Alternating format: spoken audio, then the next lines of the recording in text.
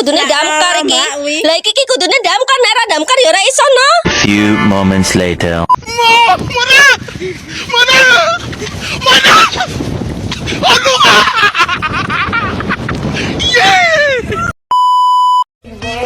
Just a feeling that I want you behind because it's something that is on. You're from my mind, I guess it goes that.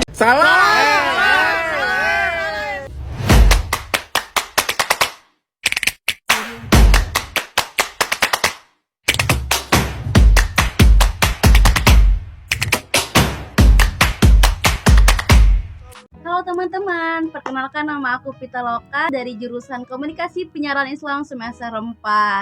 Nah, hari ini saya mau melaporkan pembelajaran atau disebut dengan learning journal. Simak videonya. Nah, teman-teman, pada pertemuan kemarin, kelas mata kuliah kepenulisan artikel dan berita itu membahas tentang apa itu artikel, esai, future, dan opini. Dan apa sih perbedaan antara mereka gitu kan. Nah, kita akan membahas pada learning journal saat ini. Nah, teman-teman, artikel adalah karya tulis yang membahas suatu masalah sedemikian rupa sehingga menjadi topik utama.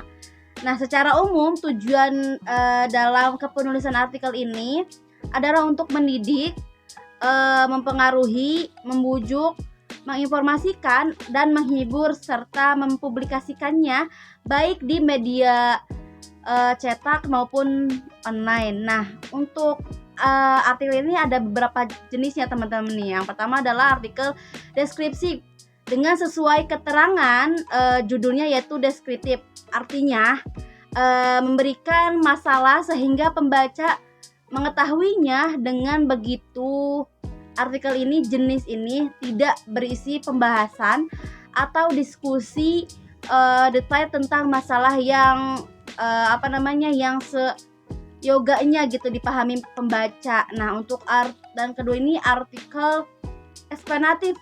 Artikel ini yang bertujuannya ini untuk memaparkan sekaligus membahas atau mengkaji suatu masalah berdasarkan beberapa sudut pandang, terutama sudut pandang penulis sehingga pembaca mengetahui nih serta memahaminya secara detail. Nah, yang ketiga adalah artikel pemecahan masalah. Nah, artikel jenis ini nih memberikan penjelasan tentang apa, mengapa dan bagaimanakah masalah itu terjadi, disertai penjelasan tentang alternatif pemecahannya, teman-teman. Nah, untuk yang keempat ini adalah artikel persuasif. Artikel ini merupakan artikel yang bernada membujuk, menyarankan atau menyerahkan, mengajak pembaca itu untuk menghindari atau melakukan sesuatu yang terkait dengan pembahasan tentang masalah tertentu gitu. Secara garis besar nih teman-teman, artikel ini jenis ini nih berisi pembahasan tentang apa dan bagaimana sih kita itu atau pembaca harus menyikapinya gitu tuh.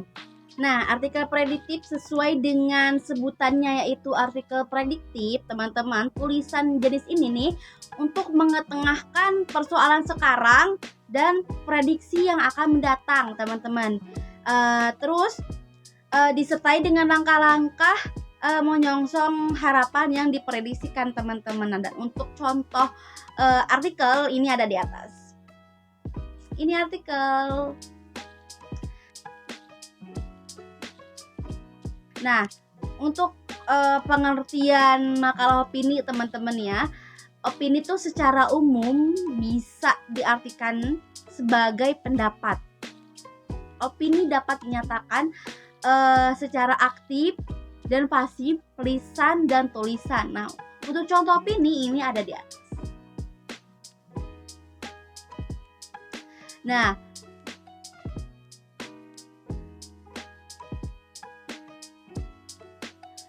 teman-teman, selanjutnya ini ada esai. Esai adalah karangan prosa yang membahas suatu masalah secara sepintas, lalu dari sudut pandang pribadi penulisnya. Pengarang esai disebut esaiis. Esai sebagai satu bentuk karangan dapat bersifat informal dan formal. Nah, untuk jenis-jenis esai yang pertama adalah esai deskriptif, yaitu jenis esai yang dapat melukiskan objek atau subjek apa saja yang dapat menarik perhatian pengarang. Ia bisa mendeskripsikan sebuah rumah, sepatu, tempat dan rekreasi atau sebagainya pokoknya teman-teman. Nah, untuk esai tajuk yaitu jenis esai yang dapat dilihat dalam surat kabar dan majalah. Esai ini mempunyai satu fungsi khusus, yaitu menggambarkan pandangan dan sikap surat kabar atau majalah tersebut terhadap satu topik dan isu dalam masyarakat gitu kan. Nah, untuk esai cukilan atau watak gitu, cukilan watak yaitu esai yang memperbolehkan seorang penulis menyebarkan beberapa segi dari kehidupan individual seseorang kepada para pembaca. Nah, untuk esai pribadi nih teman-teman, yaitu esai yang ditulis tentang dirinya sendiri gitu. Penulis akan menyatakan, saya adalah saya akan menceritakan kepada saudara tentang hidup saya dan pandangan saya tentang kehidupan gitu teman-teman. Nah, untuk esai reflektif yaitu jenis esai yang ditulis secara formal dengan nada serius. Nah, untuk penulis mengungkapkan dengan dalam dan sesungguh-sungguhnya serta berhati-hati topik yang dibahas nih teman-teman biasanya mengenai kematian, politik, pendidikan, dan hakikat manusiawi. Nah, yang terakhir nih adalah esai kritik, yaitu esai yang membangkitkan kesadaran pembaca tentang pikiran dan perasaan penulis tentang karya seni, misalnya lukisan, tarian, teater, dan kesusastraan gitu. Kritik yang menyangkut karya sastra disebut dengan kritik sastra. Nah, untuk contohnya ini di atas. Nah, untuk pengertian future nih teman-teman adalah tulisan hasil reportase mengenai suatu objek atau peristiwa yang bersifat memberikan informasi, mendidik, menghibur, meyakinkan serta mengunggah simpati atau empati pembaca teman-teman. Nah, untuk jenis-jenis future ini itu yang pertama adalah future sosok. Nah, yang kedua adalah future sejarah. Yang ketiga adalah future petualangan. Keempat adalah future peristiwa. Kelima adalah future pengalaman.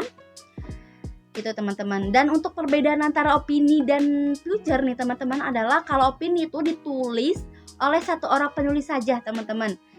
Dan kalau untuk future biasanya ditulis oleh beberapa orang. Dan kalau future itu merupakan sifatnya subjektif dan opini itu merupakan sifatnya objektif teman-teman. Dan untuk contoh future ada di atas. Nah, mungkin itu saja ya teman-teman laporan pembelajaran pada pertemuan ke berapa nih ya? Ke berapa gitu ya. Semoga kedepannya saya ataupun kalian yang sedang menonton dapat paham, semangat dan terus belajar. Ketemu lagi bareng aku di LJ selanjutnya. Sebelumnya aku mau mengucapkan minal aizin wal faizin, mohon maaf lahir dan batin. Wassalamualaikum warahmatullahi wabarakatuh. Bye.